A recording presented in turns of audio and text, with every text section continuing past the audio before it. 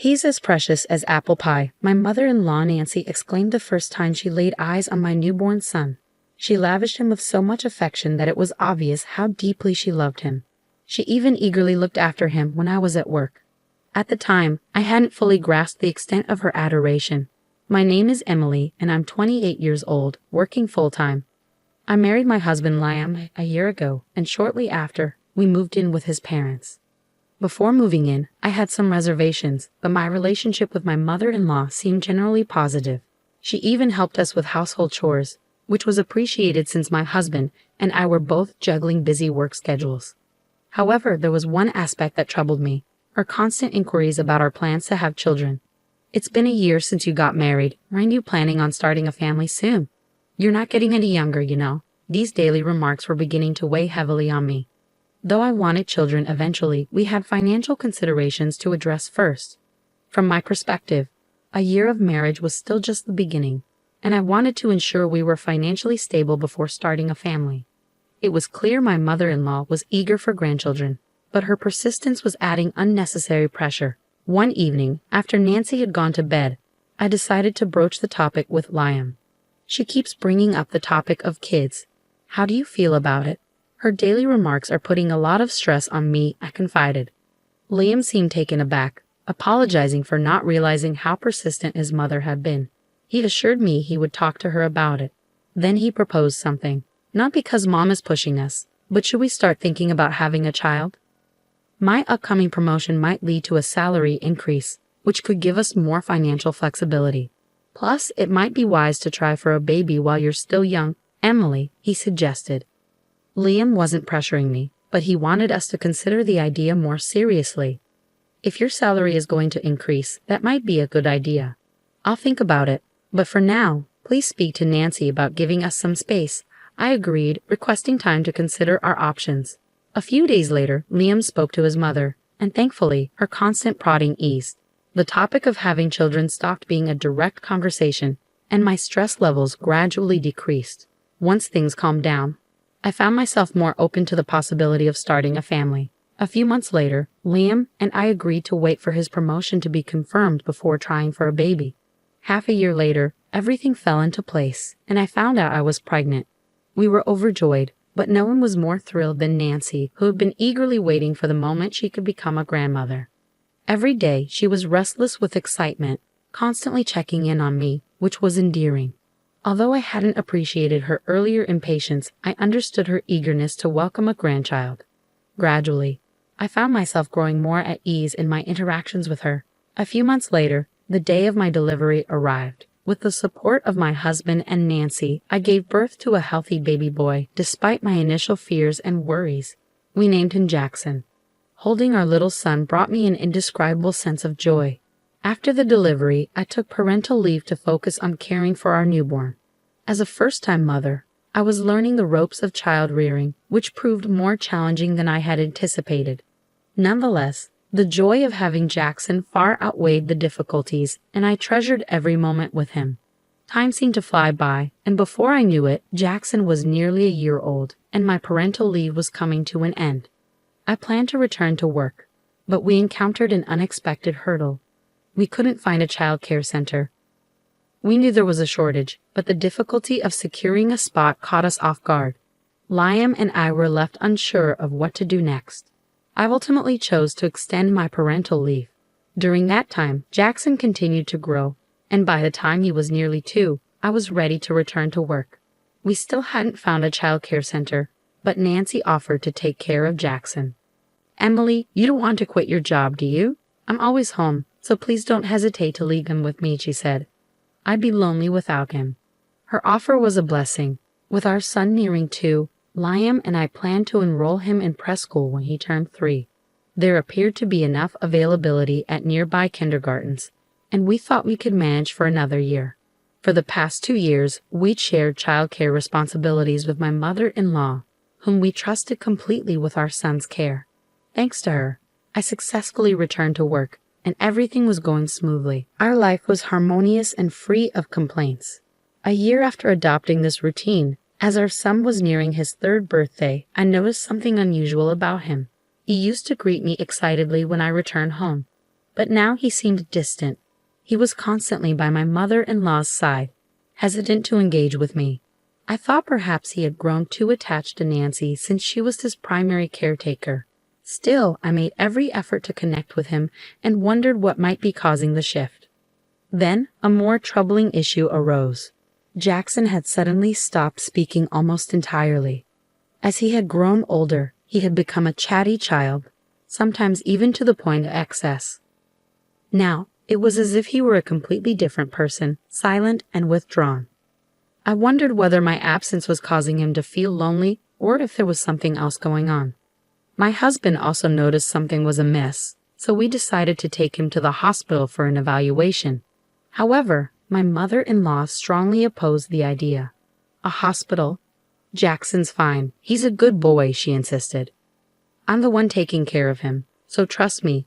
Don't label him as sick. My mother-in-law protested frantically. Her strong resistance raised my suspicions. Normally, a protective mother would want to rush to the hospital if she thought something was wrong. Yet she was actively opposing us taking him. My previous trust in her caring for our son now began to waver. My husband also sensed something off about my mother-in-law and brought it up one night after she went to bed. Do you really think nothing's wrong with Jackson? Mom's so adamant that he's fine, but I think we should get him checked out, he said. I agreed with my husband. Our once lively, talkative son had become completely subdued. No matter how much my mother-in-law insisted he was fine, we couldn't just ignore the changes in him. We decided on the spot to take him to the hospital right away. A few days later, my husband adjusted his work schedule to match mine, and we took our son to the hospital. My mother-in-law remained unhappy about our decision. I told you he's fine. This is a wild goose chase, she grumbled as we left the house. She initially wanted to accompany us, but my husband suggested it would be best if just the two of us went. Ignoring her irritation, we set out for the hospital with our son. Our focus was entirely on our child, not on my mother-in-law's reactions. Throughout the drive, our son remained silent. My husband and I tried to lift his spirits, but our efforts were in vain. We exchanged worried glances, wondering if something could be wrong with him. Once we arrived at the hospital, our son underwent a series of tests while my husband and I anxiously awaited the doctor's diagnosis. We were prepared to accept any result calmly, but the doctor's findings were unexpected. Despite the numerous tests, the doctor found no physical abnormalities in our son. A sense of relief washed over us, but it left us puzzled. What had caused our son to change so dramatically? To our questions, the doctor suggested it could be something psychological. My husband and I discussed various possibilities on our way home from the hospital, but couldn't come to any definitive conclusions. As soon as we arrived home, my mother-in-law, as if lying in wait, immediately asked about the test results. When we told her there were no physical issues, she responded with a triumphant, "See, I told you so." We deliberately refrained from mentioning the possibility of a psychological aspect, knowing she would likely cause a fuss over it. From then on, my husband and I paid even closer attention to our son, keeping a watchful eye on his behavior and well-being. I made an effort to return home from work earlier than usual to spend more time with our son. My husband did the same, making an effort to converse with him more often and share activities like bath time, hoping to establish a strong bond and better communication. As we adjusted our schedules and devoted more time to our son, gradual changes began to appear. He still didn't speak much, but he started approaching me with a smile, much like he did before.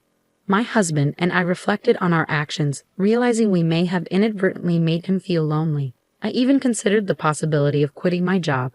Then, one day after work, I arrived home to find our son eagerly waiting to greet me. Such a sight had become rare, and it filled me with joy. As I patted his head and told him to wait in the living room while I changed, my mother-in-law emerged from the living room. Just as I was about to head to the bedroom, she stopped me, saying she needed to discuss something about our son. Lately, Jackson has been showing a defiant attitude towards me. Did you say anything to him? She asked calmly, but her smile seemed strained, sending a shiver down my spine. Defiant? I haven't seen that, and I haven't said anything to him, I replied. Upon hearing my response, my mother-in-law's expression hardened, and she began to raise her voice slightly. He's been ignoring my instructions. It's absurd for him to rebel against me when I've been caring for him, she exclaimed. Her reaction left me taken aback. My mother-in-law, who who had previously insisted that nothing was wrong with our son when we took him to the hospital, was now labeling him as abnormal. Her words only heightened my growing mistrust. Until now, I had entrusted my son's care to her, reassured by her apparent affection for him. But now, I questioned whether that had been a mistake. While I hadn't observed any strange behavior from her while we were home together, the uneasy feeling about my mother-in-law persisted and was hard to shake. I decided to uncover the truth on my own. After a conversation with my mother-in-law, I pulled out an old voice recorder I had used for work and discreetly set it up in the living room the next morning. Spying on my family made me uneasy, and I feared my husband might disapprove, so I kept the plan to myself. Naturally, I didn't inform my mother-in-law either, as the goal was to monitor her interactions.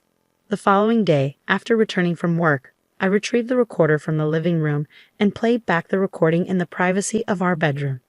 What I heard was shocking. The words my mother-in-law had spoken were unimaginable. My hand trembled from the impact, and a surge of anger swept through me.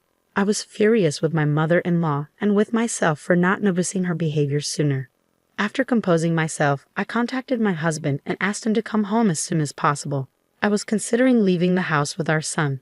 I apologized to him for recording without his consent and attached the audio file I had retrieved. After sending him the recording, I quickly returned to the living room, gathered my son, and took him to the bedroom. My mother-in-law seemed slightly irritated but didn't say anything as I settled our son down for sleep. As I waited for my husband to return home, I found solace in watching my son's peaceful sleeping face. Suddenly, I heard the sound of my husband entering the house, followed by the echo of his raised voice from the living room. "Hey, Mom, what's going on?" he exclaimed, his hurried footsteps revealing his urgency. Rushing to the living room as quietly as possible, so as not to disturb my sleeping son, I found my mother-in-law standing there, visibly taken aback by my husband's uncharacteristic anger. Attempting to calm him down, I reminded him, "Jackson is sleeping." My words seemed to bring him back to his senses, and he took a deep breath before motioning for my mother-in-law to sit in front of us. Confused, she stammered, "Wait, what's happening?" Placing the recorder in front of her, I proceeded to explain why my husband and I were upset. "Sorry, but we recorded you while you were alone with Jackson. Can you explain this to us?" I asked before pressing play on the stored audio. The room was filled with the unsettling sound of my mother-in-law's voice, uttering numerous words directed at my son. Despite the discomfort, my husband and I silently endured, allowing her to listen. "When will you understand? I am your mom. You should call me Mom, okay? That woman is not your mom, so don't get along with her, even when she comes back. You've been clinging to that woman lately, and you even welcomed her home yesterday. But you don't have to do that." To my shock, my mother-in-law was demanding that our son call her Mama, even instructing him not to get close to me, his actual mother, upon my return home. Stunned into silence, I could hardly believe what I was hearing. When I first heard the recording, I realized it explained why our son had been acting strangely. My husband listened in disbelief as he heard his mother referring to me, Emily Wright, and teaching our son that I wasn't his real mother. He confronted his mother, calm yet clearly angry. Re-listening to the recording only deepened the disturbing reality of what had been happening. "You're mistaken. It's just a game. I was trying to make things fun for him." My mother-in-law feebly defended herself. But what kind of game involved denying our son his relationship with his mother? It was appalling to think she had acted normal around us, while secretly filling our son's head with this harmful nonsense. "You called our son abnormal, but who's the abnormal one here?" My husband questioned. Our son simply wanted to be with his mother, and for that, she had labeled him as unusual. "Is this your idea of a game?" he pressed. "Do you really think such an excuse will work? Explain yourself." My usually gentle husband confronted his mother with a stern expression, demanding an explanation. Cornered, she remained silent, keeping her head down. Finally, my husband, losing patience, slammed the table. "We cannot allow someone who acts so irrationally to be near our son. We're leaving this house." Upon hearing this, my mother-in-law's demeanor changed. She quickly looked up in alarm. "Leave? What do you mean? You can't." She started apologizing profusely, realizing what our departure would mean for her life. Losing access to her grandson and our financial support would put her in a difficult position. I felt deep contempt when she only seemed concerned about her situation once her comfort was threatened. Do you think an apology can fix this? Do you understand how our 3-year-old son felt? I said, tears welling up at the thought of our son's emotional distress. My husband's eyes were red with anger and sadness as he turned his gaze on his mother. We're leaving whether you like it or not. As far as we're concerned, you're no longer family. With that, he took my hand, and we went to our room to pack. We took our sleeping son and left the house. As soon as we were outside, my husband apologized for his mother's behavior, but I couldn't place all the blame on her. We should have noticed earlier and kept him away from her, I said. My husband agreed, murmuring his acknowledgement. But the decision to cut ties with my mother-in-law was one we had to make for the well-being of our son. It was clear the situation was harming him, and we needed to act. As we talked, we hailed a cab and headed for my parents' home, ready to start a new chapter for our family. Before confronting my mother-in-law, I had reached out to my parents for support, and they welcomed us warmly. At my parents' house, my husband spoke gently to our son about his grandmother and listened to his side of the story. However, as expected, our son remained silent, possibly hiding a deeper hurt. Let's give him time to talk when he's ready, we agreed, aiming to keep him calm while considering counseling for him. Jackson, I'm sorry. From now on, it will just be the 3 of us, Mom, Dad, and you. You don't have to worry anymore, my husband said, gently patting our son's head. Then, in a small voice, our son spoke, I don't like Grandma. Surprised, I reacted, Jackson, can you talk? Both my husband and I held back tears as we waited for our son to share more. With our reassurance that he wouldn't be living with his grandmother anymore, he slowly opened up about his fear of her anger and her attempts to convince him I was a wicked demon. He shared his confusion and his struggle to understand how to reconcile this love for both his parents with his grandmother's behavior. Listening to him speak, I deeply regretted trusting my mother-in-law and prioritizing work. My husband and I apologized to our son and reassured him that from now on, it would just be the 3 of us together, and we would protect him. We lived with my parents until we found a new home, and without my mother-in-law's interference, our son gradually regained his cheerful self and resumed speaking normally with me. Seeing his smile return filled me with relief and gratitude. My husband regularly received messages from his mother begging us to return, but he never responded. I used the blocking feature on my phone to avoid her messages. Recently, my husband went back to his parents' house alone to retrieve our belongings. He said he completely ignored his mother, who cried like a child. Even seeing her in such a state, I felt no sympathy. My husband declared that protecting our family was his priority, and he would not tolerate anyone, even family, causing us harm. I was deeply grateful for his quick actions to protect our son. Living with my precious family is my greatest happiness. Eventually, my husband severed all contact with his mother, and we moved to a new home. We arranged with a relative to notify us if anything happens to her, and according to them, she's become increasingly depressed, spending her days alone in her large house. Meanwhile, we moved to a secure condominium and began our new life. I left my job to spend more time with our son, and together, my husband and I focused on supporting our son's mental health. As a result, our son seems back to his energetic self. Sometimes he can be a handful, but I find it endearing. I want to continue watching over my husband and son to ensure that our son never has to endure such difficulties again, as that is our greatest happiness.